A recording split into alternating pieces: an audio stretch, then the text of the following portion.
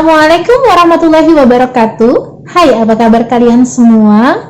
Ibu berharap kalian semua dalam kondisi sehat, apalagi sekarang kita kedatangan yaitu virus corona atau COVID-19. Nah, Ibu anjurkan untuk kalian selalu mengikuti anjuran pemerintah untuk melakukan yang pertama physical distancing.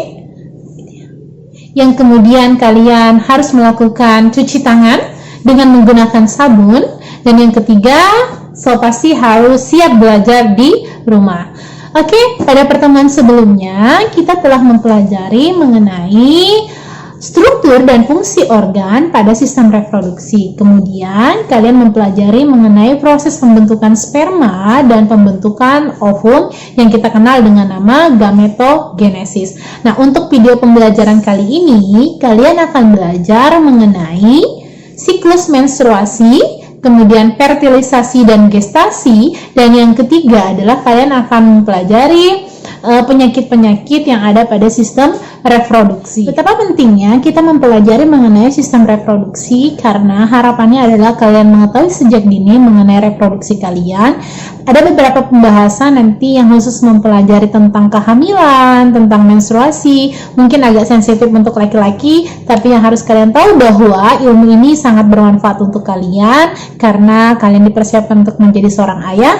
Dan pasti ini sangat penting untuk seorang perempuan. Materi gametogenesis kemarin, gametogenesis kan ada dua, yaitu spermatogenesis dan oogenesis, yang pastinya keduanya itu memiliki tahapan. Nah, tahukah kalian apa saja tahapan-tahapan pada proses gametogenesis? Oke, sekarang kita akan masuk pada pembahasan kita. Kita akan membahas yang pertama mengenai siklus menstruasi. Siklus menstruasi terbagi dalam 4 fase. Yang pertama adalah fase menstruasi. Nah, fase menstruasi terjadi ketika sel telur tidak dibuahi oleh sel sperma.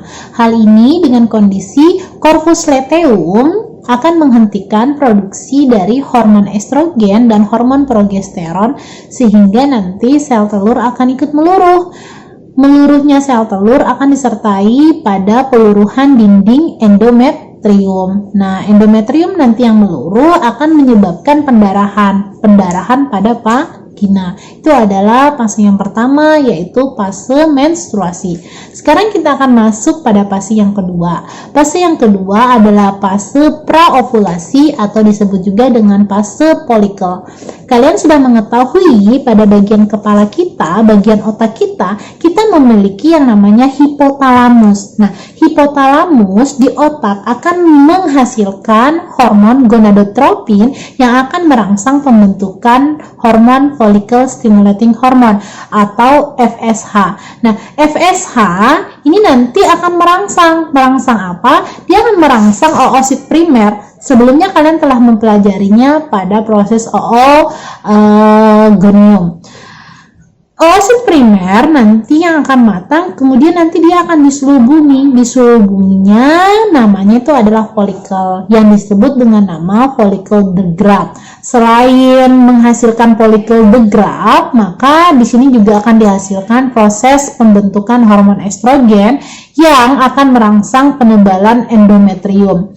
Selain itu juga akan mensekresikan lendir yang bersuasana basah untuk menetralkan asam pada. Yang ketiga adalah fase ovulasi. Nah, estrogen kan tadi meningkat. Ketika estrogen meningkat, maka dia akan menghambat hormon FSH. Ketika FSH itu terhambat, nanti hipofisis akan mengeluarkan hormon LH atau luteinizing hormone. LH ini berfungsi untuk apa? Nanti dia akan berfungsi dalam proses pengeluaran ovum yang kita kenal dengan ovulasi yang terjadi di hari ke-14 dari hari pertama. Hitungannya tuh ya, dari hari pertama kita menstruasi. Jadi hari ke-14-nya itu ovulasi keluar. Kemudian yang keempat atau yang terakhir adalah fase pasca ovulasi. LH nanti folikelnya tuh kan udah kosong karena udah terjadi ovulasi. Nah, folikel yang kosong nanti akan menjadi corpus luteum.